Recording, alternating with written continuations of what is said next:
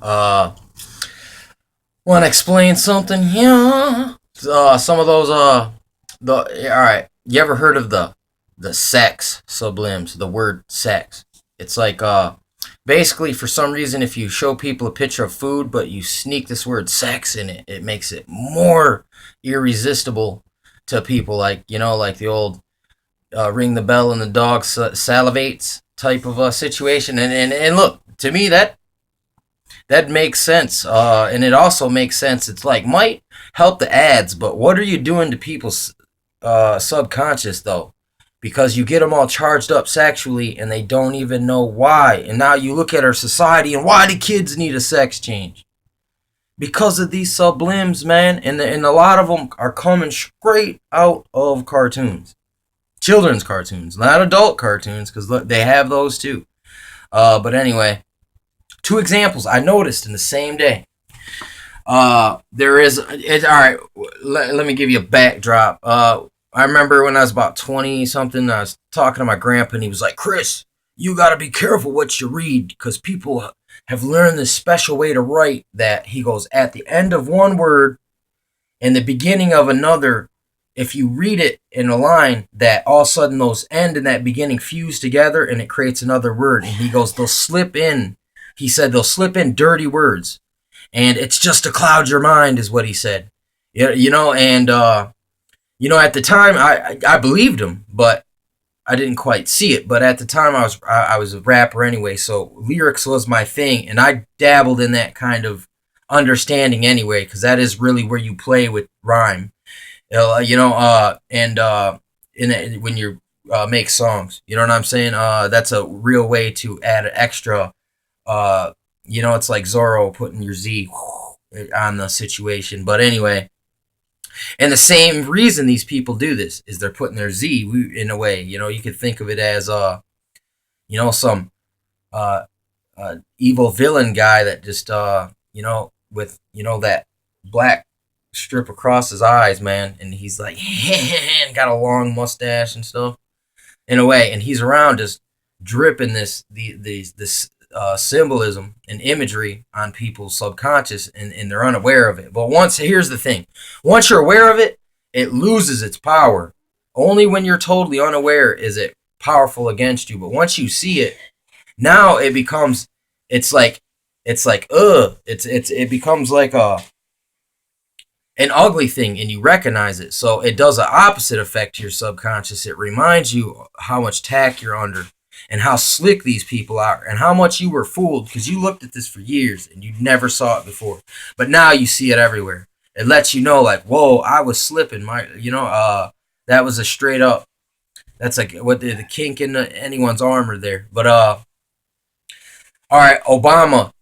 I seen on the news. It said the way they spelt this, but it said Obama, and then it had an apostrophe with the S, and then it said executive order. And I goes, holy crap, there it is again. I goes, it was sex. If you look at the Obama apostrophe S, and then the next word, executive, begins with EX. So bam, it was in there. And I seen this other commercial. I already seen it where someone pointed out that there's a 666 in it, and it's a phone commercial, Verizon, and all these balls come swinging around in this spirally oblong spiral, and the first three of them is a 666. But I seen it. It says like what does it say? As experienced, and I seen it again, and I was like, holy shit, there it is, AS. And AS, then it was EX was the first of the next letters, and I was like, man, they're really doing this hard right now. It's like uh it's pretty crazy. But I seen this like dude talk about this book Catcher in the Rye, and he was talking about how like it was written in such a way as that where like it's kind of like it's got like a hypnotist wrote it, and it's a form of self hypnosis, and that's why you see all these guys, these Manchurians running around with the like, look, they do a political assassination, and look, while you're out running around doing that, who's got the extra space to carry a book? You only carry a book in certain situations, so I mean, it sticks out, but I mean, you gotta they have developed such a tricky way of spelling and doing things that there's codes in it, and that's one way. This is just I'm just trying to show you how the sex in between the words can flood over into straight up some kind of a Manchurianization type of booklet, or it's written as a work about something else, but it's about something else, and it's like and you'll see expressions of that, like why are people so addicted to some books? Well, they might have one of these hypnosis guys might have wrote it, and they're under his spell. It's literally hypnosis is kind of like magic, imposing your will on someone else through type of some for through woo processes, man.